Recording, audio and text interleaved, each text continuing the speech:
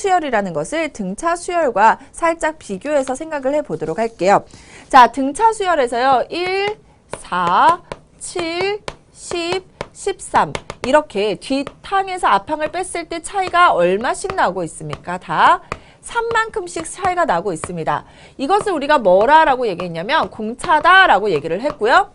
이런 수열이 무슨 수열이다 라고 얘기했냐면 등비수열이다 라고 얘기를 했습니다. 이때 공차 D라는 것은요. 뒤에 있는 항에서 앞에 있는 항을 빼줬을 때 이것을 공차다 라고 얘기를 했었죠. 자, 등비수열은 조금 다릅니다. 2, 4, 8, 16, 32, 그 다음에 얼마? 64 이렇게 있다라고 해볼게요. 이번에는요. 뒤에 있는 항에서 앞에 있는 항을 나눠줄 거예요. 4를 2로 나눠주면 얼마예요? 2가 나오죠. 뒤에 있는 항에서 앞에 있는 항을 나눠줄 겁니다. 얼마 나옵니까? 2가 나와요. 16에서 8을 나눠볼까요? 이 값도 얼마가 나옵니까? 2가 나옵니다.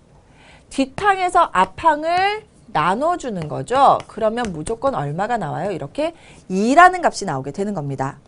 다시 이 항을 A1, 이 항을 A2, 이 세 번째 항을 A3, 네 번째 항을 A4, 다섯 번째 항을 A5, 여섯 번째 항을 A6이라고 했을 때 A2에서 A1을 나눈 값이나 세 번째 항에서 두 번째 항을 나눈 값이나 네 번째 항에서 세 번째 항을 나눈 값이나 모두 얼마로? 2로 같습니다.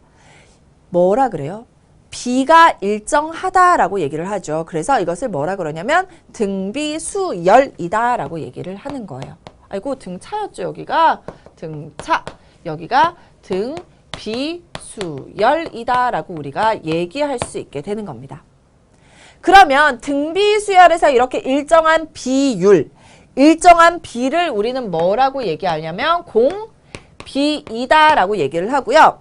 여러분 B는 영어로 뭐예요? ratio라고 합니다. R로 시작해요. 그래서 공비는 R로 나타내는 겁니다. 이때 공비 R이라는 것은 뒷항에서 앞항을 나눠준 거죠. 한 항씩 차이가 나고 있습니다. 즉 A의 n 플러스 1번째 항에서 뭐를 n번째 항을 나눠주면 바로 공비가 나오게 되는 겁니다. 자, 여기까지 우리 등차수열, 등비수열 이렇게 비교를 해봤어요. 같은 패턴으로 계속 같이 가고 있다는 거 아시겠죠? 자, 이때 우리 하나만 더 추가를 해볼게요. 살짝 간단하게 바꿔볼까요?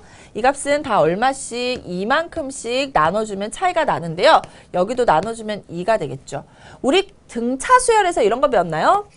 A의 n 플러스 K번째 항에서 n번째 항을 빼면 얼마가 된다? K 곱하기 공차가 된다라는 거, 공차 구할 때 유용한 공식이다라고 우리가 공부를 했어요. 자, 지금 보면요. 등차 수열은 모두 차예요, 차. 뭐에 관한 식이에요? 뺄셈에 관한 식입니다. 그래서 여기도 빼기를 했고 여기도 빼기를 했던 거예요. 그런데 등비수열이라는 것은 뭐예요? 비율입니다. 그래서 이거는 뭐에 관한 식이에요? 나누기에 관한 식입니다. 따라서 여기도 나누기를 해봤었죠. 그러면 똑같이 공비 구하는 방법 생각해 볼게요.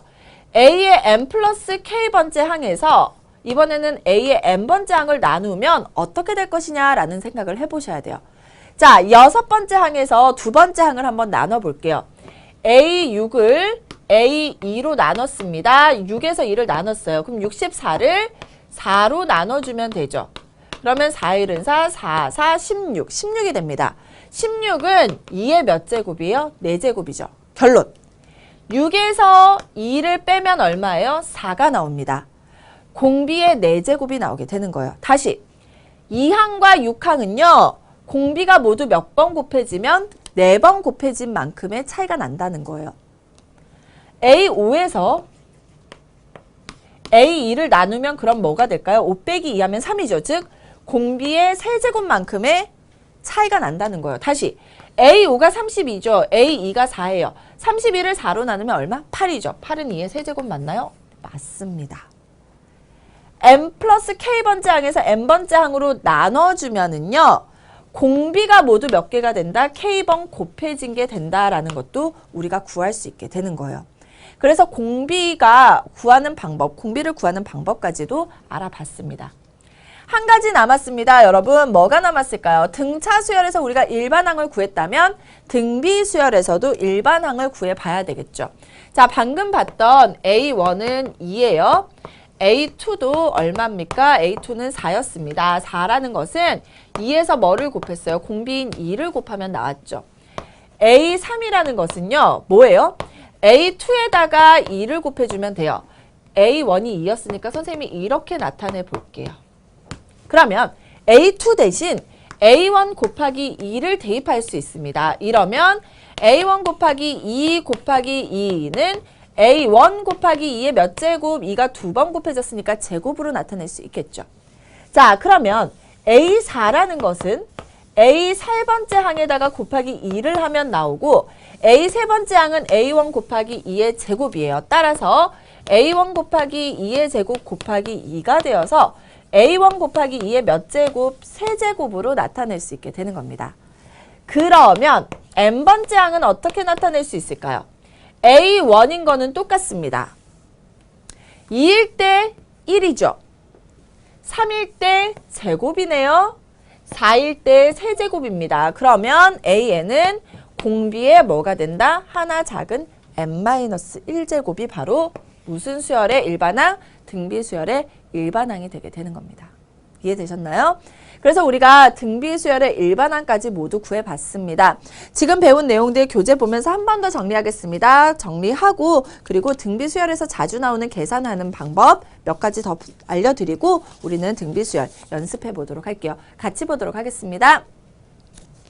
등비수열입니다. 등비수열이라는 것은 첫째 항부터 차례로 일정한 수를 뭐 해서 곱하여 얻은 수열을 등비수열입니다. 거꾸로 하면 나눗셈이죠. 비율입니다. 비가 일정한 수열을 등비수열이라고 얘기를 하고요. 자, 비예요. 계속 일정한 수가 곱해지고 있죠. 일정한 수, 그것을 공통인 비율. 비율은 레이시오라고 해서 우리가 R을 사용합니다.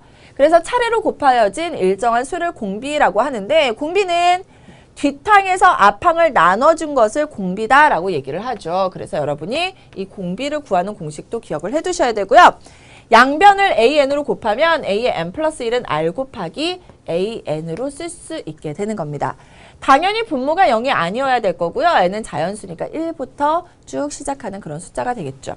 등비수열의 일반항 외웁시다. AN은 A1 곱하기 R의 n-1제곱이 된다. 이때 A1은 첫째 항, R은 공비, N은 1부터 시작한다라고 기억을 해두시면 돼요. 선생님이 아까 이거 등비수열의 일반항 구하는 공식들 어떤 식으로 나왔는지 알려드렸으니까 머릿속에 같이 다 넣어두셔야 됩니다. 자, 그랬을 때 등비수열에 대해서 우리가 공비 구하는 방법 선생님이 아까 보여드렸습니다. 등차 수열과 함께 같이 알아두시는 게 가장 좋고요. 자, 등비수열에서 A의 n 플러스 K번째 항을 A의 n번째 항으로 나눴을 때는 공비가 n 플러스 K에서 n으로 빼세요. n 플러스 K 빼기 n을 하면 얼마예요? K죠. 그래서 공비의 K제곱이 된다라는 거예요. 그래서 공비를 K번 곱해준 값이 바로 공비를 구하는 공식이 될 거고요. 자, 이때 등비수열에 대해서 양변에 AN 곱하면 A의 n 플러스 K번째 항은 A의 n번째 항에다 R의 K제곱을 곱해주면 되는 겁니다. 여러분, A3이 5라고 주어져 있고요. 공비가 만약에 3이라고 주어져 있을 때 A 7번째 항, 등비수열일 때 A 7번째 항은 A3에서 공비 몇 번 가면 된다고요? 7에서 3을 빼면 4번 가면 된다고요. 따라서 5 곱하기 3의 4제곱 이런 식으로 써줘도 된다라는 겁니다. 굳이 첫 번째 항에서부터 시작할 필요가 없다라는 것을 여러분이 기억을 해두시면 좋을 것 같아요. 됐나요? 자, 그랬을 때 다음 볼게요. 등비수열에서 자주 등장하는 계산 방법을 좀 알고 넘어가셔야 되는데요.